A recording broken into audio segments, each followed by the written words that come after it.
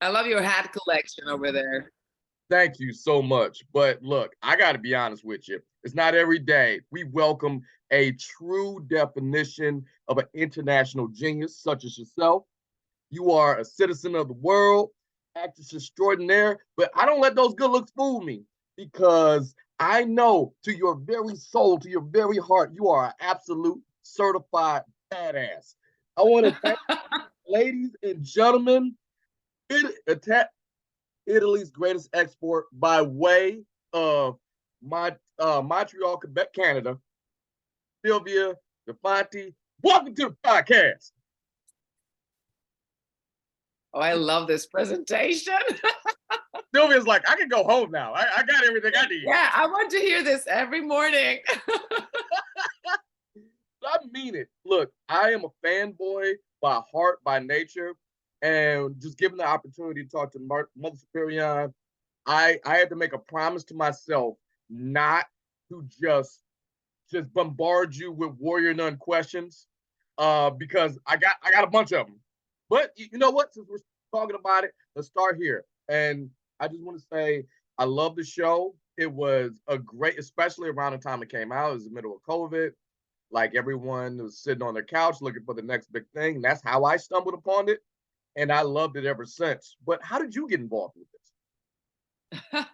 Well, this is the first one that should have answered you that is my manager because she knew the casting director. That's technical stuff. Let's just say, and I'm telling this to you because it's you. Okay. Um, so I became mother in the 30th of October 2018, and after 2 months and a half, I had this audition. So what I Okay. always say is that karmically, I became mother and mother superior. And Nice. I think that's very much connected because I think that I had the urgency to bring something, to bring a character that was strong, powerful, and could speak to powerful women or to women that needed to be empowered. And yeah, I think that that's her mission It as totally mother superior and as mother superior for me. I see, and it totally shows. One thing to get in character, I heard you read the comic book to prepare for the role. As a comic book nerd myself, I am very familiar with the comic book. So, did you feel like it was a connection after you read the source material, or was it something that you just worked yourself into? Well, uh as soon as I got the material, I wanted to look to the comics, and I saw this was a very iconic role. uh Actually, she doesn't have the scar. She's blind in the Yep. comic. So, but I understood that there was something going on, because of the cane, of the walk. So I said, "Wow, this is someone that has lived, has a lot of experience, had a lot of, conflicts, a big wound. Um, so how do I carry that? How do I bring that gravitas in the character?" And so I just stepped in my power. I was like, I don't have to do nothing. I don't have to show anything. I don't have to shout. I don't have to scream. I just have to be someone that knows she's in charge, knows she's in power, and is talking to younger kids, and not convinced at all. Takes an Yeah, effort to convince her, takes an effort to get into her graces, and that's fine. I just found everything, where I was. And yeah, and it was I just had fun doing very little, doing very small things, but very precise choices internally. now, And ever since yeah, I love her. and you did kind of mention it a little bit, but the book does differ from the series. There are Mm. major left turns in the series that the book didn't take. Did you find that to be a great change in your acting, or did you just kind of go with the flow? I go with the flow. Okay. I just kind of I trust what is written always. And you know, when you start knowing the writers start knowing you, Mhm. you as an actor, as a performer. Um, Luckily, stories intersect. Like your personality intersects more and more with um, with the character. And when the writers are smart, they get hints of who you are, and they just put it in the script. And so I think that's a big shift from one into two season. I think there was more material because we got to know each other better. Now, I have to bring this up. This was a big issue. So I think you were affected, but when Netflix canceled Warrior Nun, it sparked an outrage from myself, fans like me, the cult following that it created. They rented billboards and they show like, "Hey, bring this back," and people are dressed like Halo bears outside of Netflix headquarters.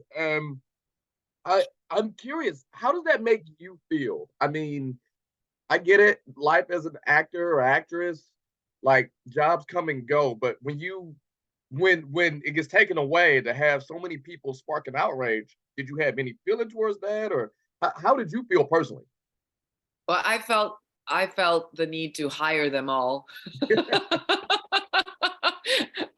Okay, I'm going to hire you as publicists. I'm going to hire you as, people running my daily life. I'm going to hire you as I don't know, as ministers of the country. I just felt because yeah, as I said before, it's not just the love and um it was craziness in the best way as craziness can be, like organized, intelligent, smart, focused on the objective. Right. And I believe what I could see is that there's also, this creation of community was really strong. And I think that those kinds of skills of those kinds of networking organizational skills are really superb. They're amazing, and I don't think it's it's something very unusual. I think it's extraordinary. So I was I I gotta be, was yeah, I gotta be honest with you. Okay, you're right because it connected with us. And look, I get it. I am not a teenage girl. I get it. I sure. understand. I'm pretty sure. I'm pretty sure. I'm looking at these grades. I'm pretty sure. But the level of connection that that show has with myself, let alone the target demographic versus people who are willing to go to this realm of fantasy, well, religious fantasy creation, all of that. It was a great show. So yeah, it got to the point where, and I'm going to say this with love and respect, and I am very aware that Sylvia De Fanti and Mother Superior are two very different people. But there are points in the show I was upset with you, personally. Like, okay, I'm sorry. I'm a fanboy. I got to scratch this itch, and I need answers for this one. Now I'm sure season 3 was going to answer these questions, when but when when when when were you upset? you know. The fact you smiled, you know. I'll tell you why I got upset. Mother Superior, you spare Father Vincent. Like I'm blaming you at this point. You had him dead to rights. You interrogated him. You could have crushed this. You killed people for less, and for whatever reason, you let him go. You knew what was up. So yeah, I got a bit of a problem with that. Why? You're right. Why? You're right. When I read that, I had the same problem too, and I was like, ah, how does she Yeah, stop herself? It wasn't just about. It's like, how does she stop herself? Because I know that the rage is so strong there. How can she stop herself? I don't I know. think it's I think it's fear. What I built, it was fear and the possibility. of giving change a chance. I That's a think I lot saw of something chances. there, but at the end, faith, I have Woo. faith. I guess I'm asking because the reason I'm asking this question is I don't know if you paid attention throughout the entire series. Mother Superior has no problem killing people, just none. It's just no problem, especially traitors. I have to have strong motivation. It's especially traitors. That's what I'm saying. Then to have Father Vincent hemmed up like that, and he's right there. I was like, okay, that was a choice. So that's it. That's it. That's it. That was my beef throughout the end. No, Other but than you're that, right. I understand. It wasn't an easy thing, and I think it wasn't a definitive thing. But, and also at the very end, I'm not convinced. He still has to show, okay. he still has to show that you know, that he came back. He But still has to show that. that's why I like most people was hoping for season 3 because the starters answered that question. Another question, where's Shotgun Mary? Another question, how exactly did you get those scars on your face and all the body? Those are like really dig deep. Like, how did this happen? So that's why we were upset. And now you think about it, since we got free time, we may go back to Netflix because the more I'm thinking about it, I do need to answer these questions. All right, I'm done. I'll shut up about Warrior Nun because we'll be here all day on that. I want to talk about you. I want to talk about Sylvia, the person, the actress, the icon. You studied in Paris, and that's where you start really honing your acting skills on stage for the first time. What is that like to jump from, like I said, Italy to Paris? There has to be some type of dichotomy as far as the styles go, or is it? Well, mm, so when we came back from Hong Kong and we came back to Rome and I was 11, um, I started, Italian school, and for me, Rome was not the place where I was going to be forever. It was just a moment because I was used to that. I was used to moving.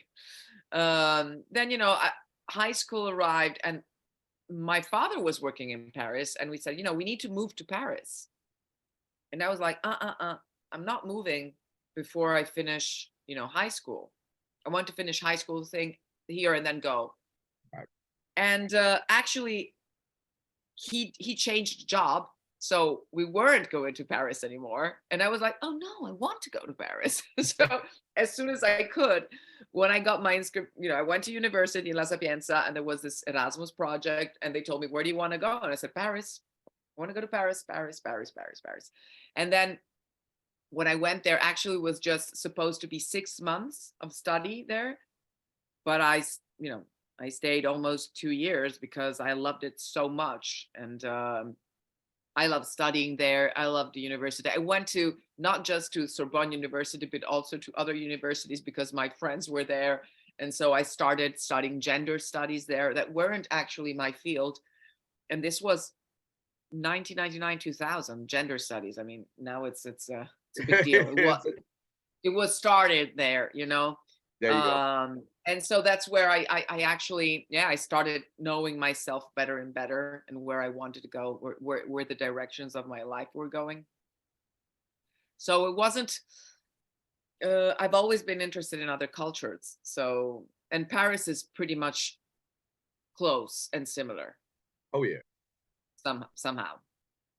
Now, when you said in former interviews and things of that nature, you said you like taking roles and you prefer a challenge. You said, quote, I think that every character I've ever played has challenged me. Is that challenge that makes me interested in the role in the first place? So with that said, when you take on roles, do you purposely look for those challenging roles, or do you purposely look for something that is not in your skill set, or is that, well, it's a choice, but how would that, how does that affect you Well, now? well, listen, I wish I could say it's always a choice. It is a choice, but it also comes from, it's more an interaction. What I mean for that is that, as an actor, you would hear a lot about type roles, typecasting. So um, certain, features or certain characteristics drive, um, as a magnet. You bring to yourself some characters. Um, and that's interesting because you always have connections. But then I think, as you grow up as a human being, um, growing up as a human being and as an actress, I want to go in directions where I can challenge and discover, the darker parts of myself, the obscure parts, the parts that I don't know that well, and I want to explore. Um, Also the brighter ones, they don't have to be just dark.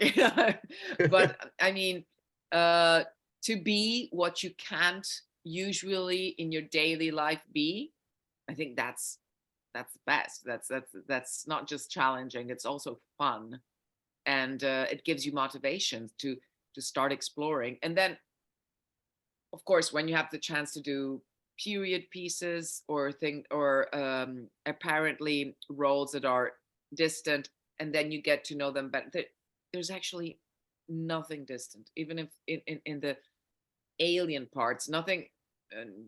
Kneeling umano malien unest. I mean, nothing of human is alien to me, and I think this is the most interesting thing. So yes, I think when I say challenging, I think it has to do with the writing. So when the writing is good, when the writing um, is deep, that Mhm. that is always challenging because you need to unlock it, That makes unlock the sense. character in the writing.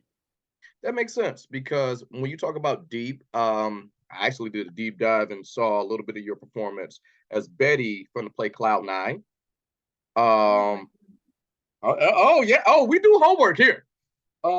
Yeah, God, that's so touching. and when you see a person like Betty, a character who ultimately searches for, and she searches, but ultimately gets independence or achieves her own independence by way of divorce, in a way.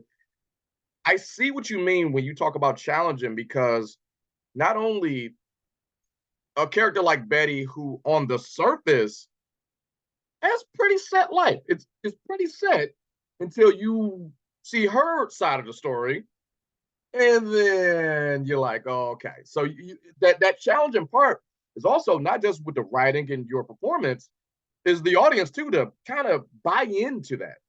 I know that was a question somewhere in there, but could you elaborate a little bit in there? Oh my, well, first of all, you mentioning Betty is, wow. It really touches me. Like, it makes me cry because mm, Betty is one of my favorite characters. Cloud Nine is one of my favorite plays. Not just that I played. Like, Carol Churchill for me is an incredible, amazing playwright. She's just the best.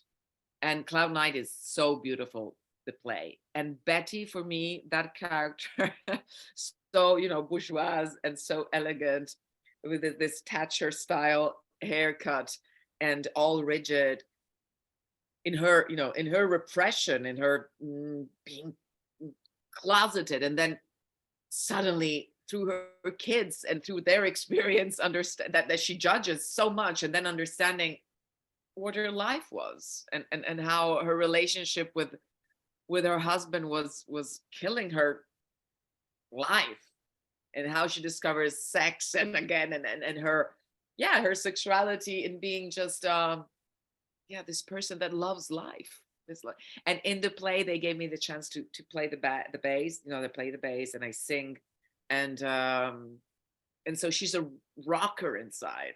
And so I think that her outside appearance and her inside life, and playing with that was, and the monologue at the end, it's been one of my my favorite experiences in acting. So I'm really grateful that you brought that up. Thank you. Well, That's the past. Let's talk about the future. My next question was going to be that, since you had things of that nature, you've always kind of said you would be very, very interested to play a character in the film adaptation of the book Master and Margarita. Is that still a dream, or is that something you sought, you're seeking, or? Well, that's still a dream. I don't think I'm an age for that anymore. But you never know. They may be adaptations. I love I love Russian literature. I think there's so many characters inside there that are interesting to develop and play. Uh, but you bring up something, Maestro Margherita is it's surreal, it's magic, it has elements that could be, it could become a musical. I would love to do something crazy like that, Bats von I, Lermanisch style. if it helps, I selfishly want that, mainly because that book is so hard to read. Russian literature, it just is. Like, I get it. It is a musical. It touches on themes of schizophrenia. It touches on okay. I need, you know what? I tap out. I need the video version so I can pause, walk away, really sort this thing out. So yes, Yes, yes, I'm yes, rooting for yes, you I if you do agree.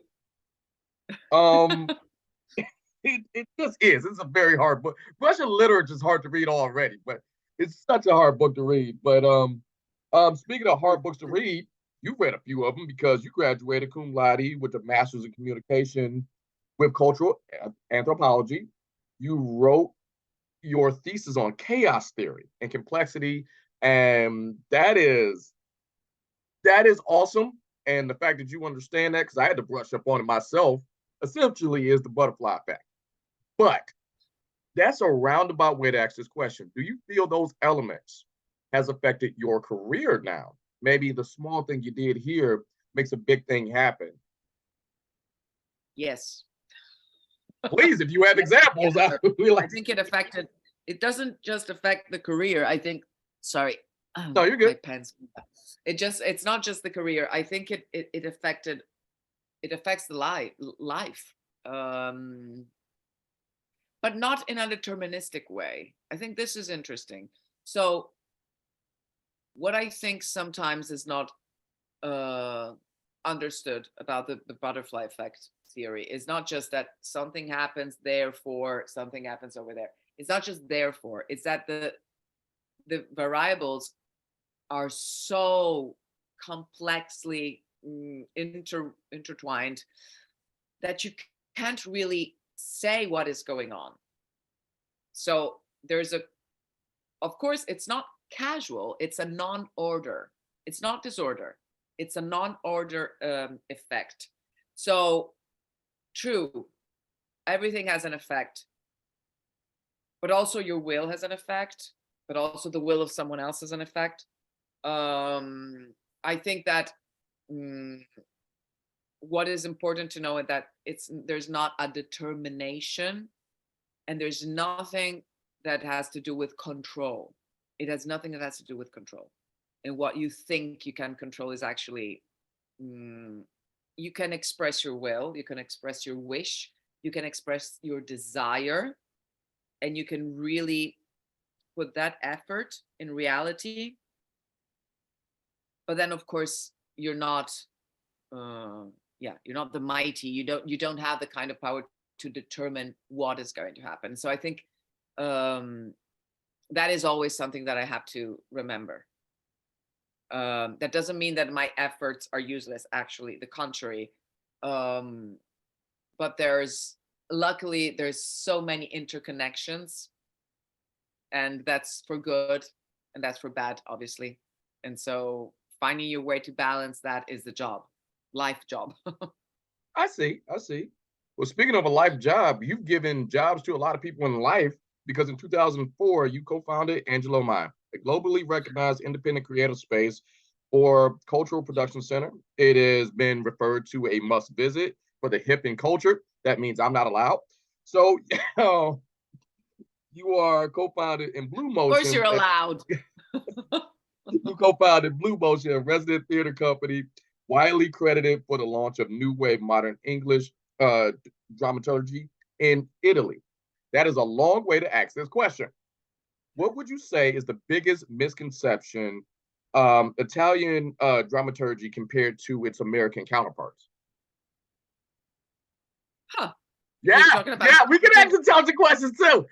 well, it's really interesting because as a company, we actually focused on English dramaturgy. So because we're really interested in contemporary theater, but more as mm, set design, act performance, light design.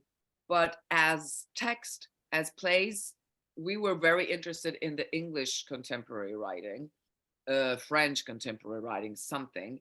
And then, you know, last play we've done is Pasolini, Pierpaolo Pasolini.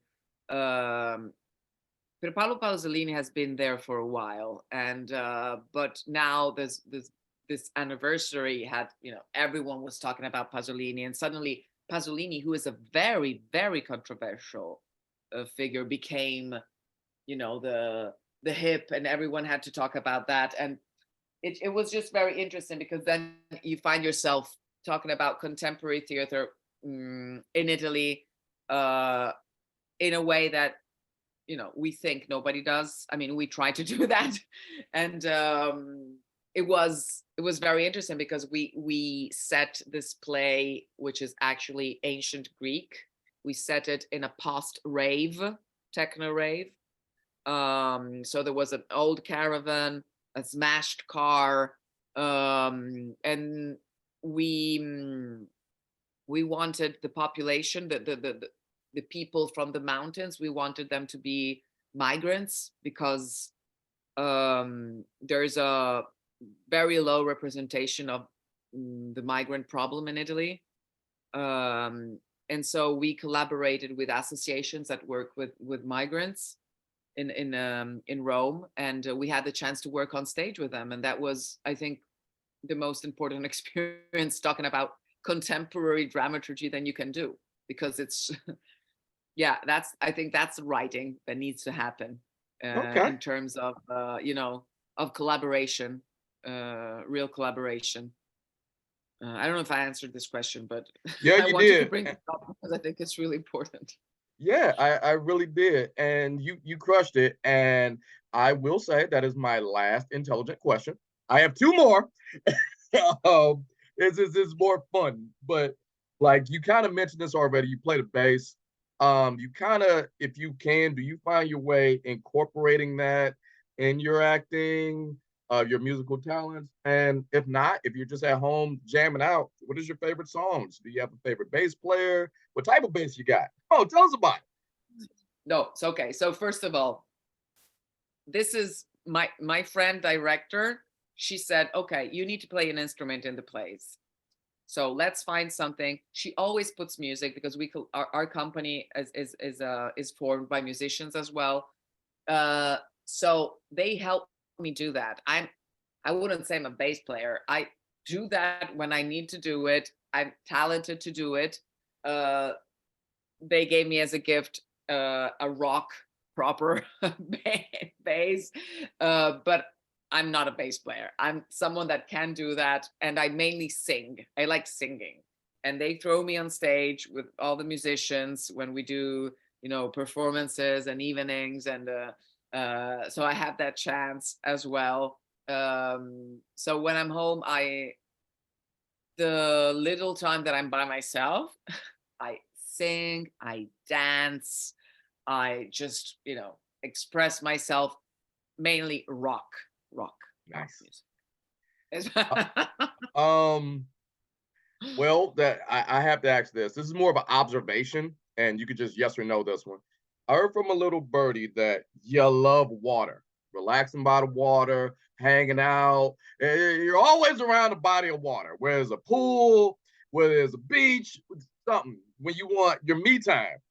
Um, A, is that true? And B, does that influence some of the set locations on some of the roads you pick? Like, oh, I always wanted to go to. Go I on. really wish you asked this question. I really wish. Yeah, water is my element. I love it. It's my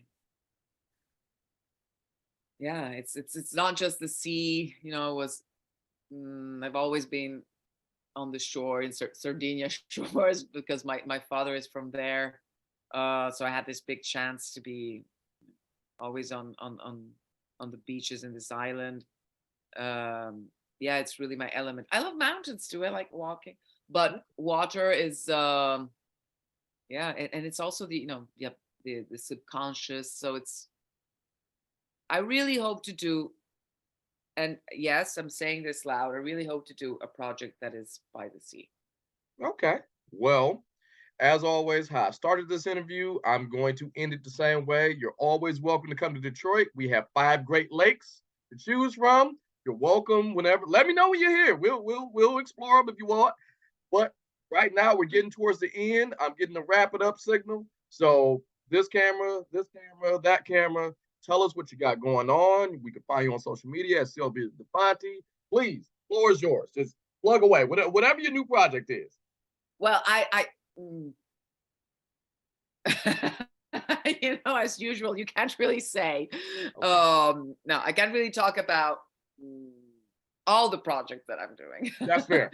No, I can talk about. I can just talk about what is already out there, which are my theater projects. I have 3 productions coming on. I work with kids. I work with students.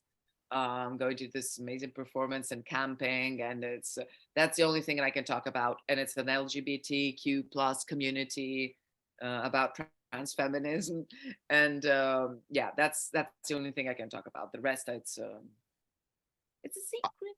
Well, I will say this. Once it's no longer a secret, can we find it out on your social media at Sylvia De Fanti on Instagram, Twitter, and Facebook? Yeah, hopefully not Twitter. I'm not not such. I mean, I'm not a very social media person. I have to really improve, but yeah, forgive me. All right, I'll try to get better.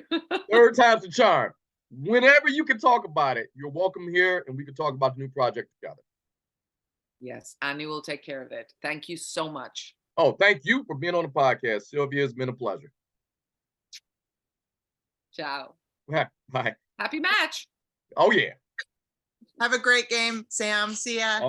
All right. Bye. And thanks again. Oh, thank you. Thank you. Have a good one.